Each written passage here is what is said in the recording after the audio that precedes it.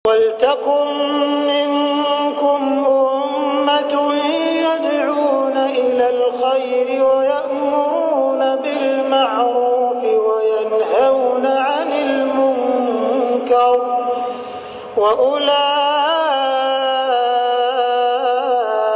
هُمُ الْمُفْلِحُونَ. Nah, Nabi mengatakan, sejak saya diutus sampai umat ini serentak wafatnya muka bumi habis, kalian akan menjalani 5 fase sejarah. Dari 5 fase ini, saksikan dan buktikan, lihat sekarang kita sudah ada di fase keempat. Fase keempat ini pun sudah di penghujungnya, kita akan masuk ke fase kelima. Apa yang 5 fase ini? Pertama, ahdun nubuwah, fase kenabian. Fase kenabian umat Islam langsung dipimpin oleh Nabi Muhammad SAW. Fase ini telah berakhir dengan wafatnya Nabi Muhammad SAW. Masuk pada fase kedua. Fase kedua adalah khilafah ala minhajin nubuwah, kekhalifahan khulafaur rasyidin dengan konsep kenabian. Fase ini kata Rasulullah berjalan selama 30 tahun. Subhanallah kaum muslimin, ternyata Ali bin Abi Thalib selaku khalifah Islam yang keempat meninggal dunia setelah beliau dibunuh tepat 29,5 tahun.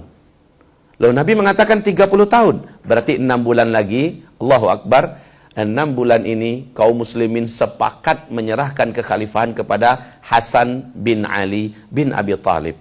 Hanya 6 bulan. Hasan bin Ali mempersatukan kalimat kaum muslimin yang ketika itu sedang pecah dua. Hasan bin Ali persis seperti kata Nabi, cucuku ini di tangannya nanti kalimat kaum muslimin akan kembali bersatu. Ternyata benar, di tangan Hasan hanya 6 bulan setelah dia memegang tampuk kekhalifahan, diserahkan kekhalifahan itu kepada Muawiyah bin Abi Sufyan yang saat itu ada di negeri Syam. Memimpin. Dunia kembali menjadi satu, khilafah kembali menjadi bulat. Tapi sistem yang berlaku di tangan Muawiyah sudah sistem kerajaan. Ketika dia meninggal, ahli warisnya yang langsung menggantikan.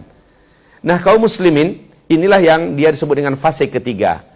Mulkan abdan, fase kerajaan-kerajaan yang menggigit. Maksudnya, sang khalifah tetap namanya khalifah, tetapi sistem yang digunakan sudah sistem kerajaan.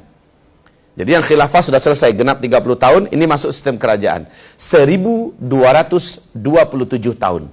Ini yang paling lama Pak, fase ketiga. Di dalamnya diisi oleh 3 dinasti. Dinasti Bani Amawiyah, dinasti Bani Abbasiyah, dan dinasti Bani Uthmaniyah. Fase ketiga ini disepakati oleh ahli sejarah telah selesai dengan tumbangnya Khilafah Islamiyah Al-Uthmaniyah di Turki pada tanggal 3 bulan Maret tahun 1924. Sekarang kita masuk pada fase kegelapan umat Islam. Fase umat Islam tidak dipimpin oleh seorang khalifah pun saat ini.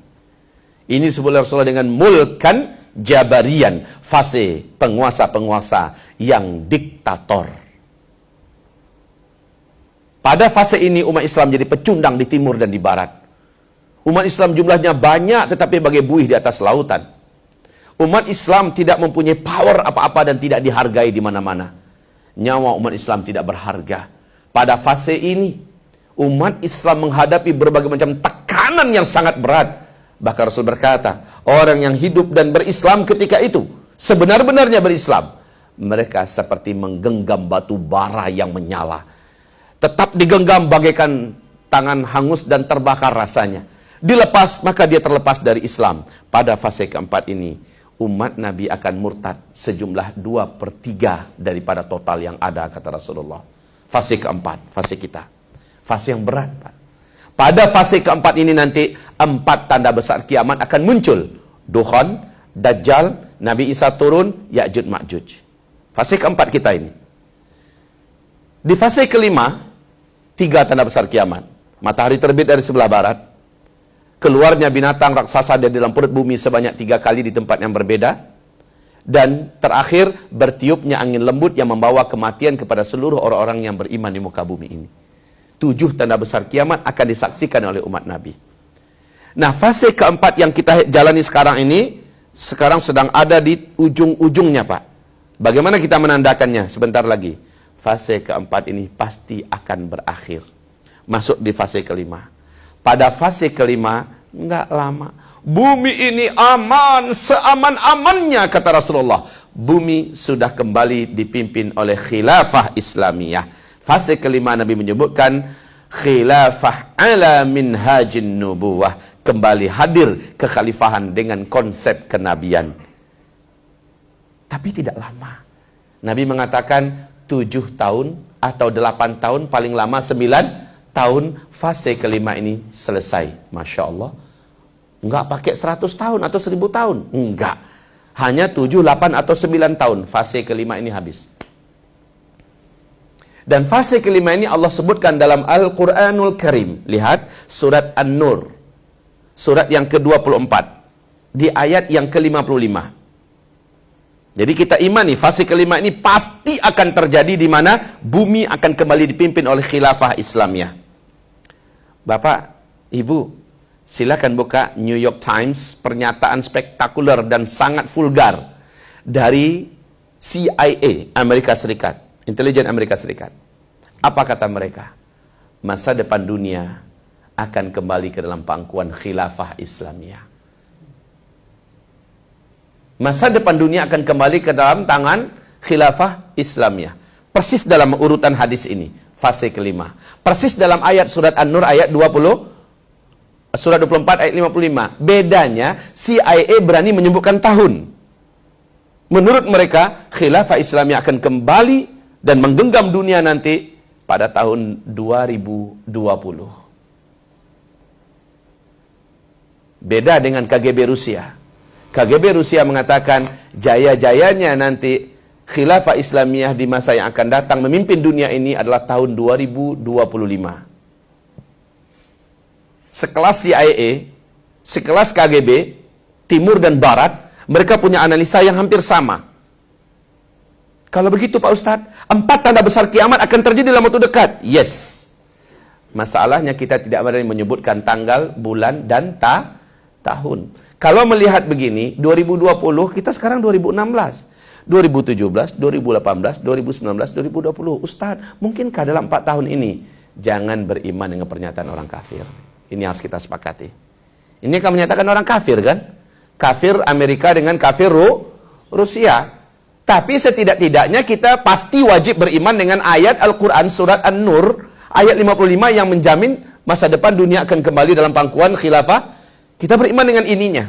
Sebagaimana kita beriman dengan hadis 5 fase ini. Kita beriman. Dan kita akan meloncat ke fase kelima. Hanya penyebutan tahun CIA yang pakar dalam masalah ini.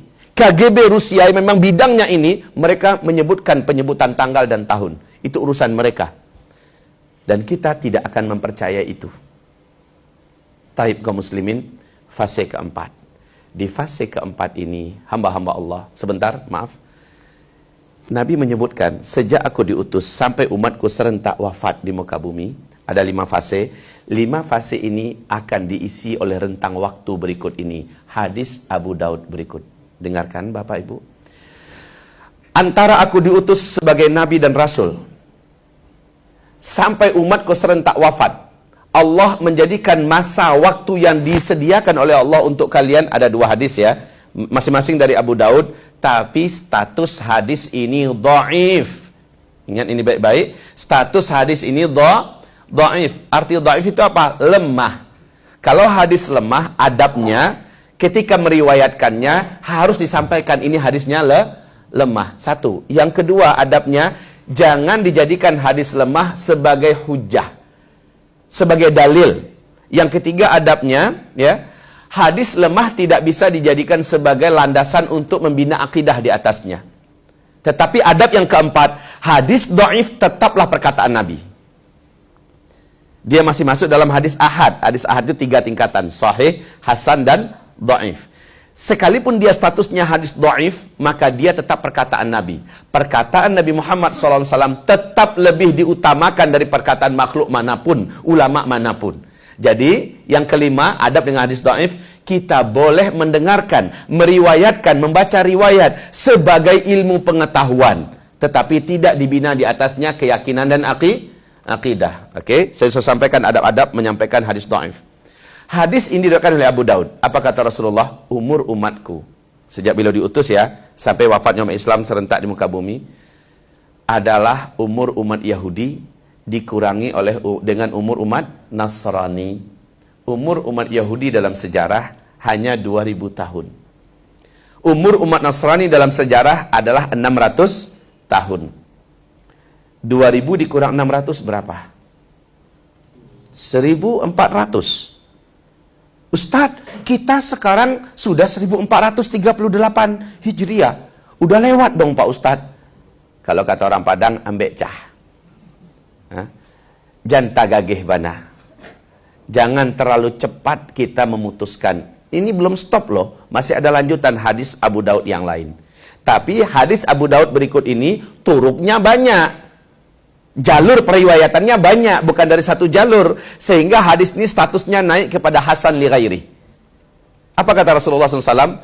Umur umatku di sisi Allah adalah hanya 1 hari, koma, lalu Allah menambahkan untuk umatku setengah hari lagi. 1 hari di sisi Allah, kita di dunia menghitungnya berapa? 1000 tahun. Surah As-Sajdah ayat 5 dalilnya. Yudabbirul amra minas samai ilal ard thumma ya'ruju ilayhi fi yawmin kana miqdaruhu alfasana mimma ta'udun. 1 hari di sisi Allah, kamu menghitungnya di dunia 1000 tahun. Kembali pada hadis. Umur umatku di sisi Allah adalah 1 hari, berarti 1000 tahun.